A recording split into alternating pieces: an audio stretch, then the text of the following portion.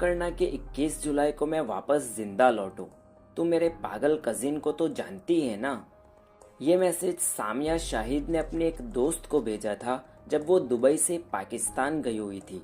सामिया शाहिद एक UK citizen थी जो अपनी दूसरी शादी के बाद अपने दूसरे पति के साथ दुबई शिफ्ट हो गई थी।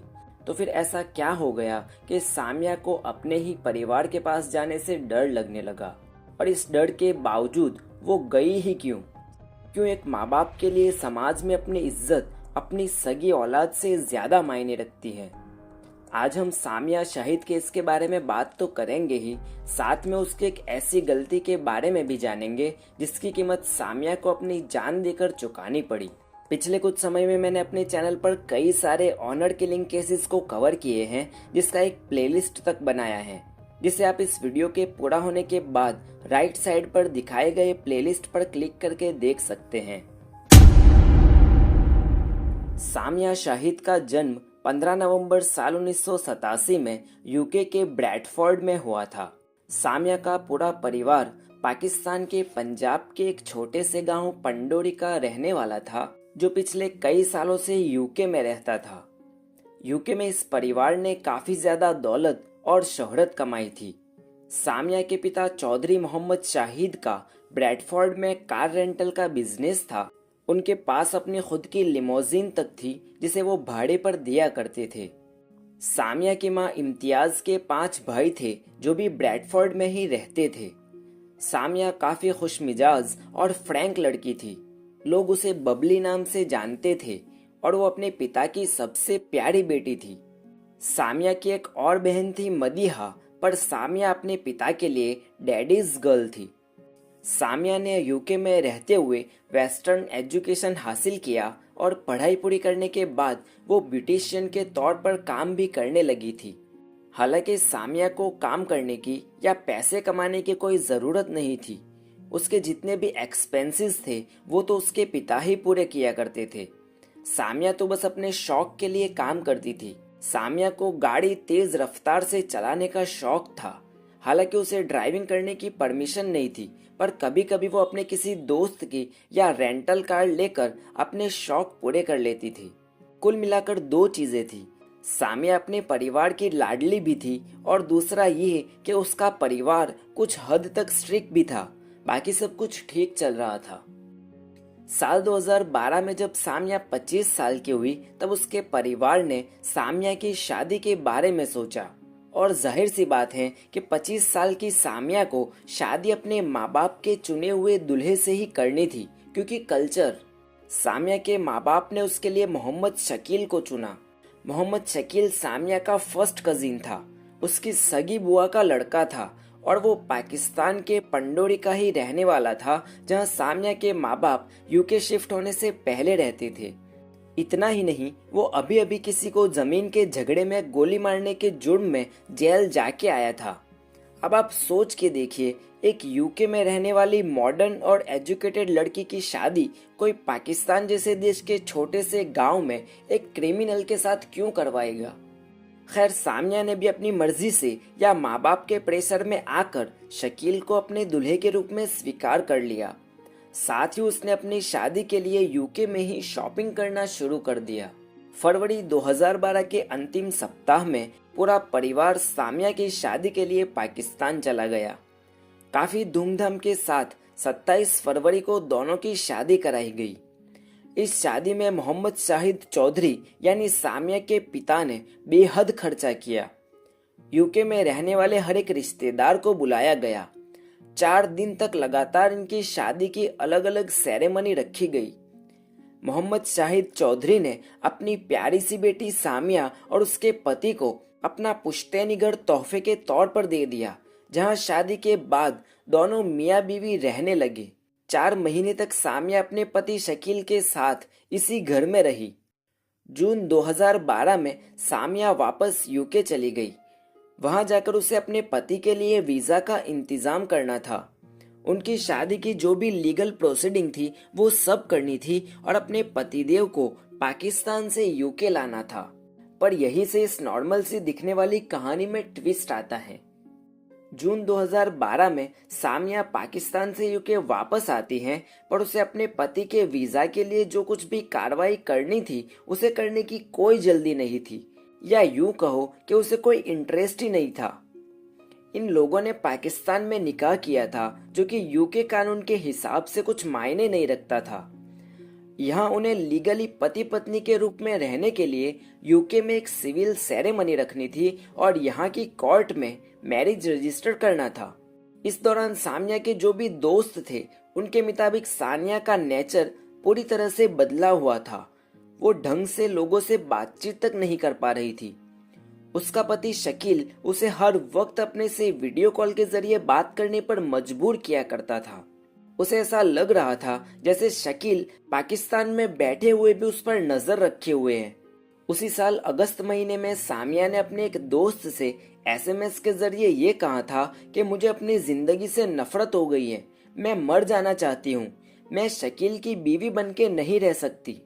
हालांकि इसके बाद भी सामिया वापस अपने पति के पास पाकिस्तान गई और 6 महीने तक उसके पास रुकी भी, पर इस बार जब वो वापस लौटी तो एक बार फिर से पूरी तरह से बदल चुकी थी। इस बार वो पुरानी सामिया वापस लौट चुकी थी और उसका कारण कुछ और ही था। असल में इन 6 महीनों में सामिया की मुलाकात सैयद मुख्तार काजिम से होती है, जिसे उसके दोस्त अली के नाम से जानते थे। अली भी एक पाकिस्तानी था जो कि सामिया की तरह यूके सिटीजन था, पर पिछले कुछ सालों से दुबई में रहकर काम करता था। दोनों की मुलाकात सोशल मीडिया साइट से हुई, जिसके बाद अक्टूबर 2013 में दोनों लंदन में रूबरू मिले। दोनों के बीच मुलाकात का सिलसिला बढ़ता चला गया और देखते ही देखते दोनों को एक दूसरे से प्यार हो गया।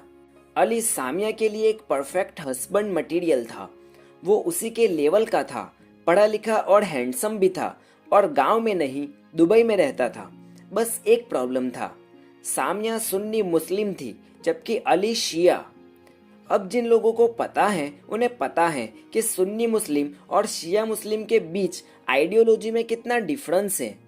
मैं शॉर्ट में आप लोगों को बताऊं तो यूं समझ लो कि सुन्नी शिया को मुस्लिम नहीं मानते और शिया सुन्नी को। तो ये डिफरेंस कास्ट डिफरेंस से भी ज्यादा गहरा था।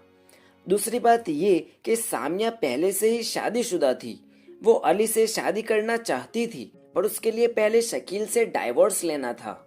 मई 2014 में सामिया ने अपने पति शकील को तलाक के लिए पूछा, पर शकील ने सामिया को तलाक देने से साफ इनकार कर दिया। साथ ही उसने सामिया के पिता को भी इस बात के बारे में सब कुछ बता दिया। यहीं से सामिया के पारिवारिक रिश्ते में भी आग लग गई। सामिया, जो कि अभी तक डैडीज गर्ल थी, उसे अपने ही घर में लोग ताने देने लगे। जब शकील ने उसे तलाक देने से इनकार कर दिया तो सामिया भी अब बागी बन गई।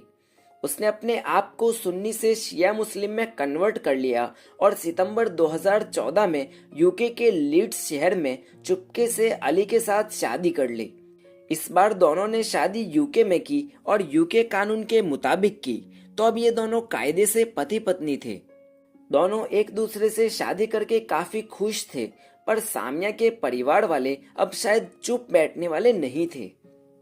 अली के साथ शादी के एक ही महीने के बाद अक्टूबर 2014 में सामिया अपनी एक दोस्त के साथ कहीं चलते हुए जा रही थी, जब कुछ अनजान बदमाशों ने उन पर लोहे की रॉड से हमला कर दिया था। सरप्राइजिंगली इस हमले में सिर्फ और सिर्फ सामिया को ही चोट आई थी, जबकि उसकी दोस्त जो उसी के साथ जा रही थी उसे खरोच तक नहीं आई। सामिया पुलिस के पास गई और अपने साथ हुई घटना के बारे में शिकायत दर्ज करवाई। वही पुलिस स्टेशन से उसने अपने घर पे फोन करके इस घटना के बारे में बताया तो उल्टा उसकी माँ खुद सामिया को डांटने लगी और उसे गालियां देने लगी।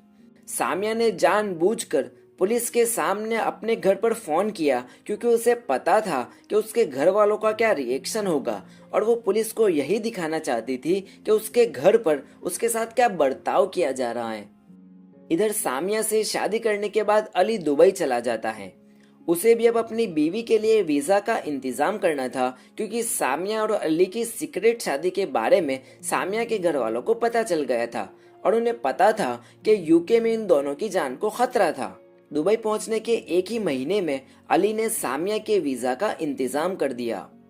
सामिया की कुछ दोस्तों ने उसे टिकट और बाकी सब चीजों में मदद की और अपने दोस्तों की मदद से ही आखिरकार सामिया यूके से भागकर दुबई पहुंच गई। सामिया के जाने के बाद उसके घर वालों को पता चला कि उनकी बेटी अब पूरी तरह से उनके हाथ से निकल चुकी है। सामिया के परिवार वालों ने सामिया की मिसिंग रिपोर्ट दर्ज करवाई। इधर सामिया दुबई में अपने पति के साथ काफी खुश थी। उसे यहाँ हर किस्म की आजादी थी। यहाँ उसे कोई घुटन महसूस नहीं हो रही थी। यहाँ वो अपनी मर्जी से अपने पसंदीदा मर्द के साथ रहती थी। बिना किसी रोक टोक के गाड़ी चला सकती थी।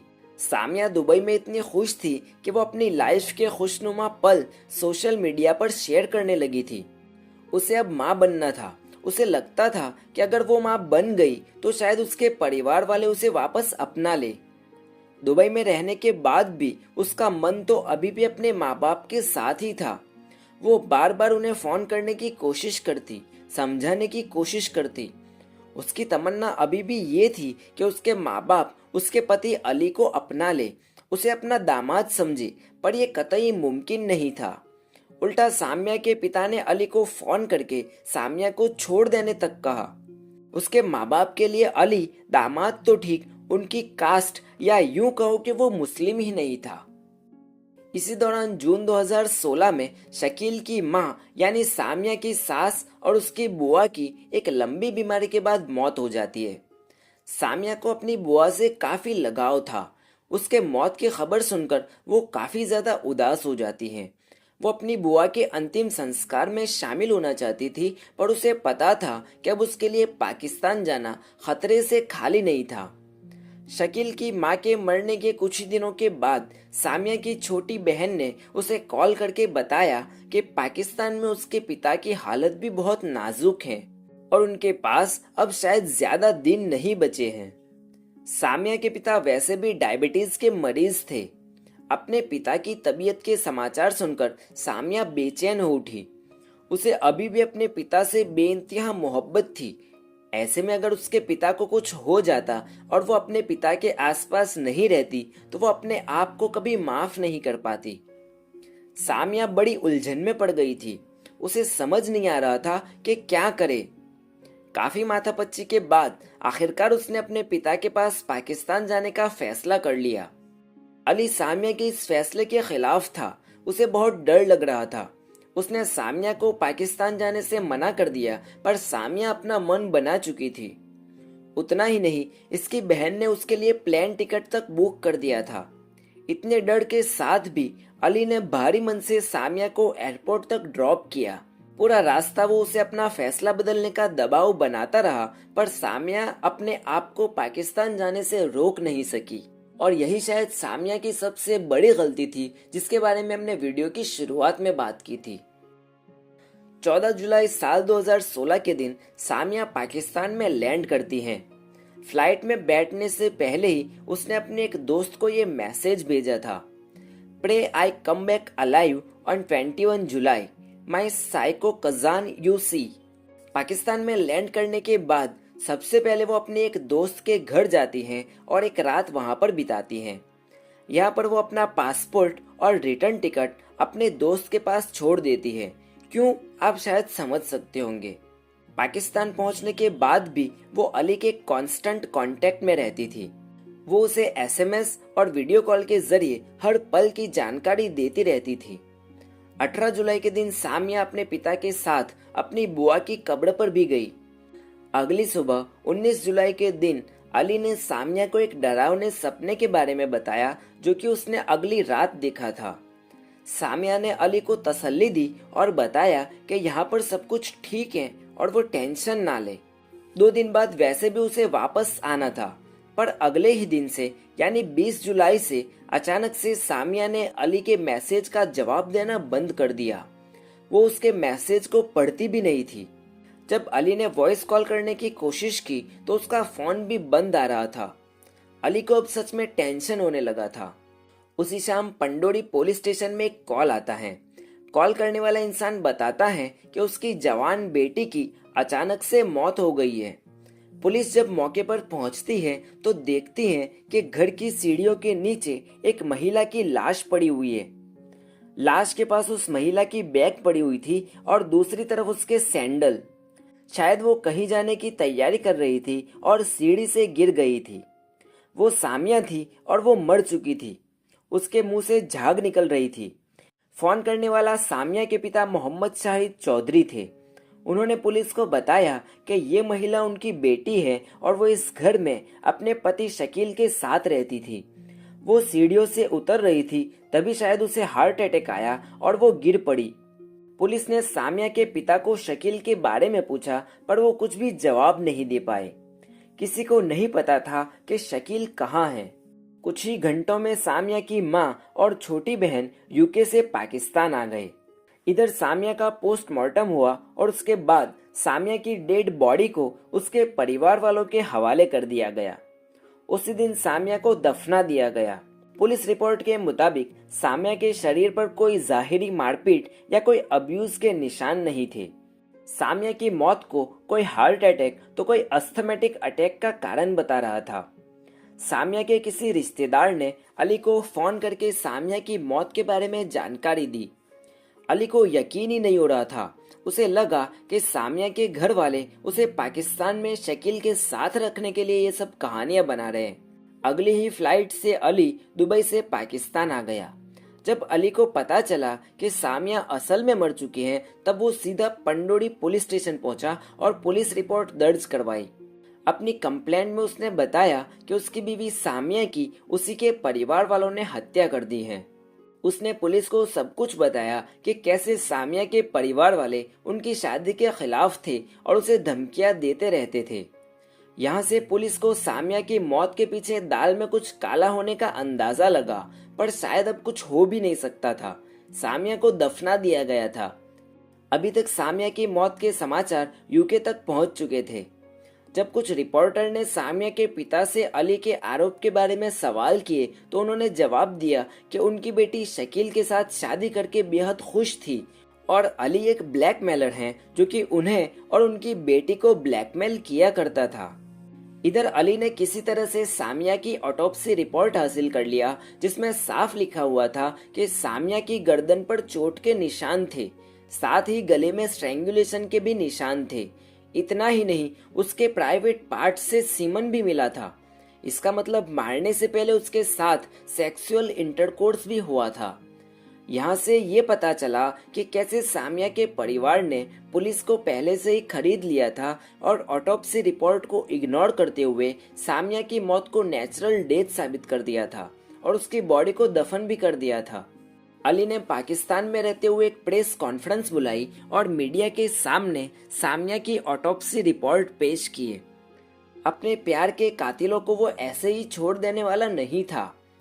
इधर यूके में भी सामिया के दोस्तों ने अपनी आवाज उठाई। ब्रैडफोर्ड के एमपी नाज शाह से उन्होंने संपर्क किया। नाज शाह ने सीधे उस वक्त के पाकिस्तानी प्रधानमंत्री से संपर्क किया और इसी के बाद पाकिस्तानी पुलिस ने ढंग की कार्रवाई शुरू की। सामिया की हत्या के 8 दिन बाद पुलिस ने शकील को ढूंढ निकाला और गिरफ्तार कर लिया। उसी के साथ पुलिस ने सामिया के पिता को भी हिरासत में लिया। शकील ने पाकिस्तानी पुलिस को गोलमोल कन्फेशन तक दिया। असल में शकील अभी भी सामिया को अपनी बीवी ही समझता था। वो चाहता था कि अली के साथ सारे रिश्ते तोड़कर सामिया उसके साथ ही पत्नी के रूप में रहने लगे। उसे सामिया पर बहुत गुस्सा था क्योंकि सामिया ने उसे छोड़ दिया था और उसी की वजह से शकील का यूके सिटीजन बनने का सपना ही रह गया था। 20 जुलाई की जल्दी सुबह शकील ने सामिया के बैग की तलाशी ली। असल में वो सामिया का पासपोर्ट और रिटर्न टिकट ढूंढ रहा था ताकि उसे वापस लौटने से रोक सके, पर सामिया ने तो पहले से ही अपना पासपोर्ट और रिटर्न टिकट अपने एक दोस्त को सौंप रखा था। जब शकील को पासपोर्ट और रिटर्न टिकट नहीं मिला तो उसे बहुत गुस्सा आया। वो सामिया के पास गया और उसे अपने साथ ही पाकिस्तान में रुक जाने के लिए जबरदस्ती करने लगा, पर सामिया अपने जीवन को फिर से नर्क में डालना नहीं चाहती थी। वो जाने की तैयारी के साथ ही आई थी। उसने शकील को साफ साफ इनकार कर दिया। इससे शकील को और ज्यादा गुस्सा आया।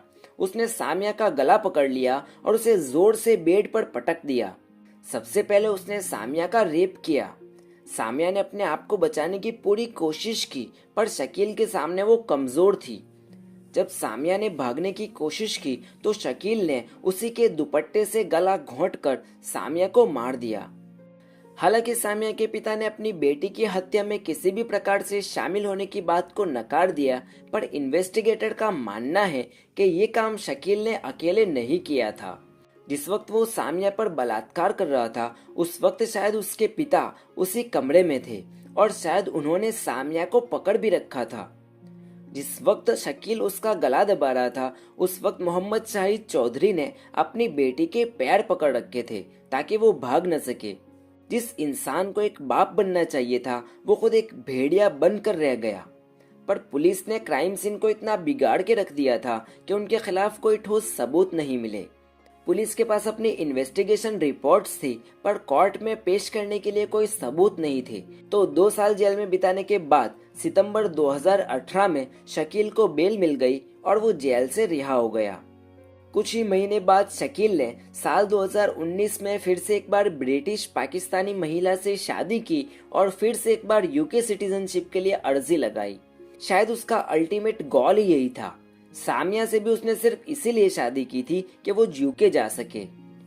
हालांकि ब्रैडफोर्ड एमपी नाज शाह ने शकील की वीजा एप्लीकेशन को मंजूर ही नहीं होने दिया। सामिया के पिता को भी शकील के साथ ही गिरफ्तार किया गया था। 4 महीने जेल में बिताने के बाद उन्होंने पाकिस्तान सुप्रीम कोर्ट में याचिका दायर की कि उनके खिलाफ भी पुलिस के पास कोई ठोस सबूत नहीं था तो उन्हें भी रिहा करना पड़ा। जनवरी 2018 में किडनी फेलियर की वजह से उनकी मौत हो गई। सामिया की मां और उसकी बहन के खिलाफ भी पाकिस्तान की कोर्ट ने वारंट जारी किया था, पर पुलिस उन्हें पकड़ सके उससे पहले वो दोनों यूके निकलने में कामयाब रहे। अंग्रेजी में एक कहावत है, every child deserves a parent but not every parents deserve a child. शायद सामिया के माँ बाप भी इसी दूसरी कैटेगरी में आते होंगे जो बच्चे होना डिजर्व नहीं करते। ऐसे ही नामालूम कितने ऑनर किलिंग के मामले हमारे आसपास बरसों से मिलते आ रहे हैं। मैंने भी एक प्लेलिस्ट बनाया है जिसमें ऐसे ही कुछ ऑनर किलिंग केसेस को कवर किए हैं जिन्हें आप राइट साइड पर क्लिक करके देख सकते हैं। वीडियो यहाँ तक देखा तो लाइक कीजिए और चैनल पर नए हो तो सब्सक्राइब जरूर कीजिए।